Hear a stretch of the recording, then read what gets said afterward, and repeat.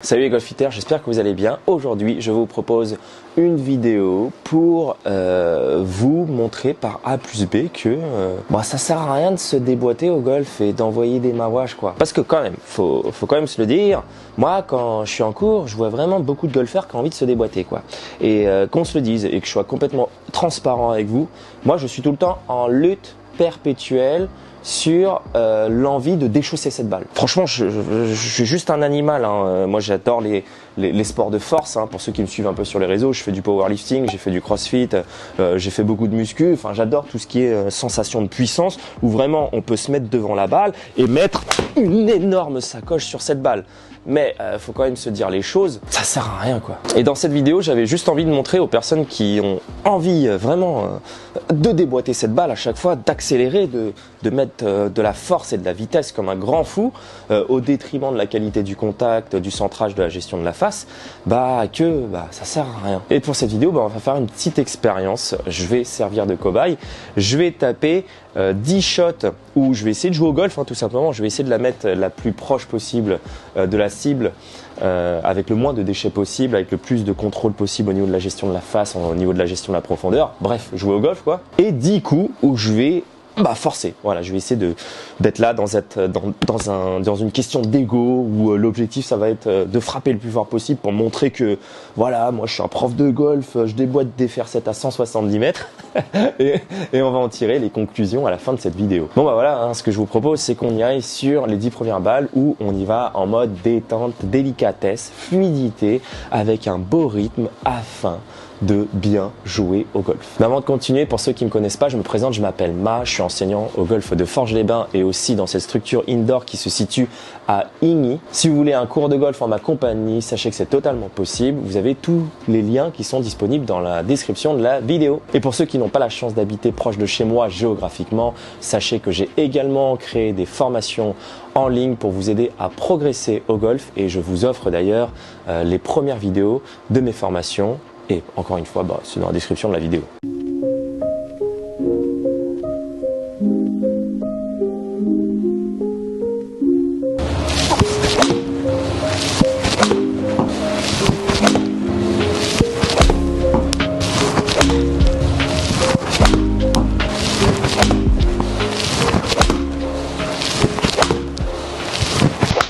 Ok, là on va passer sur les shots déchaussés et après on va en discuter. Bon, là je vais m'arracher.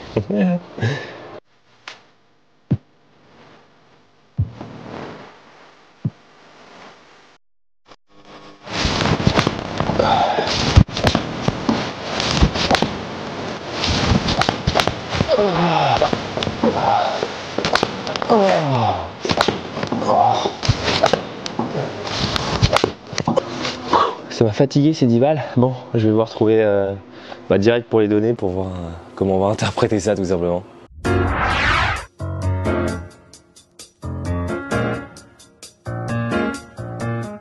Ok, du coup nous voilà devant l'ordi. Alors là c'est les 20 shots que je viens de taper, les 20 shots fer 7 où j'essaie de les caler sur le fairway avec un rythme que je peux contrôler et le rayon jaune, le cercle jaune c'est quand j'essaie de le déboîter. Bon, on va commencer par parler des 10 premières balles que j'ai tapées, donc à savoir des fer 7 qui sont très rythmés, qui ont été joués avec vraiment une intention très précise de garder le plus de contrôle possible sur ma face de club, sur la gestion de la profondeur, enfin bref, jouer un coup de golf comme sur un parcours quoi. Donc avec mes 10 swings au fer 7, quand je les ai joués tranquilles, j'avais 138 mètres de carry avec vitesse de club de 82 miles, une dispersion moyenne de 2,5 mètres à droite. En vrai, c'est pas très représentatif parce que ça va être un cumul, ça va être une moyenne et vu que j'en ai foutu un peu à gauche et à droite, c'est comme s'il recentrait tout. Donc on va un peu analyser les shots, mais on voit qu'en termes d'écart type, si on regarde un peu tous les coups, 4,6 m à droite, 2,9 m à droite, 5 m à gauche, 6 à 7 m à gauche, 5 m à gauche. Il y a celle-là un petit lâché, voilà, 10 m à droite, ok, 3 m à droite, 5 m à droite, 10 m à droite aussi sur celle-là et 6 m à droite. Donc, j'ai envie de vous dire, si je joue des coups de fer 7 et que ma plus grosse dispersion c'est 10 m à droite à 140 mètres, ça me fait moins de tête, je dirais entre 7 et 8% de dispersion latérale sur mon plus gros écart type. Franchement, je sais pas vous, moi je prends tous les jours perso. Et pour la question de la profondeur, j'ai plutôt 8 balles qui sont relativement à la même distance, sauf une qui est à 131 mètres sur les 10 et l'autre à 143 mètres avec un écart type du coup de 12 mètres. Ce qui est pas énorme, hein. Je suis pas sur le PGA, donc moi je trouve que c'est un cercle quand même assez rapproché pour un faire 7 et du coup des coups qui sont très très corrects pour jouer au golf. Ah, quand j'ai essayé de la déchausser, donc je pense que vous avez pu le voir sur les 10 derniers coups, je me suis donné à fond, j'ai essayé d'accélérer la tête de club et là les données, elles changent effectivement drastiquement. J'étais à 138 mètres de portée. Quand je la déchausse, je passe à 156 mètres de portée parce que ma vitesse de club, elle a drastiquement augmenté. Hein. J'ai pris 7 miles. 7 miles, c'est quand même énorme. Par contre, vous pouvez voir que j'en fous partout, quoi. Là, il n'y a rien. Il n'y a rien de cohérent, il n'y a rien de régulier dans la trajectoire. Je fais que des pushes parce que du coup, forcément, à une vitesse plus élevée, j'ai des problèmes de gestion de face. Je me connais, hein. Mais c'était vraiment pour vous montrer par A plus B que ça ne sert à rien de se déchausser. Et c'est surtout que j'en fous n'importe où. Et en termes de profondeur, il y a rien de régulier, quoi. La dernière, j'en claque une énorme à 166 mètres de carré. Et vu que j'ai des erreurs de contact, la plus mauvaise, elle peut faire quoi? Elle peut faire 145 mètres de carré. Donc c'est intéressant, quoi. J'ai un 145 mètres de carré avec 88 miles de vitesse de club, alors que tout à l'heure, je pouvais avoir ce carry en étant beaucoup plus tranquille. Mais c'est surtout que ça a même pas de sens de jouer comme ça, comme vous pouvez le voir, quoi, de se déchausser, d'essayer d'augmenter sa vitesse de club. Pour faire quoi, en fait, au final? Pour faire quoi? Pour la déchausser et la mettre n'importe où? Alors oui, je peux faire le kéké, je peux dire, voyez, moi, pro de golf, je suis capable de porter des fer 7 à 170 mètres de carry. Qu'est-ce qu'on s'en fout? La distance, franchement, vous devez zapper, quoi. Ça doit vraiment pas être votre priorité. Faut savoir que sur ces 10 coups, je me suis vraiment donné, hein. J'ai vraiment accéléré, mais je pense que le résultat parle de lui-même.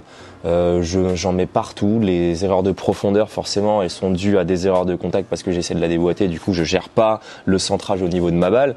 Les erreurs d'écart sur la droite et la gauche, c'est tout simplement parce que je n'ai aucune gestion de ma face de club à cette vitesse-là. Donc, je pense que c'est assez clair et c'est assez net. Bon, il y en a une où je la mets pleine cible à 0 mètre de la cible, 160 mètres. Si je pouvais faire ça tout le temps, ça serait beau. Mais comme vous pouvez voir, il n'y en a qu'une sur les 9 qui était sur la cible.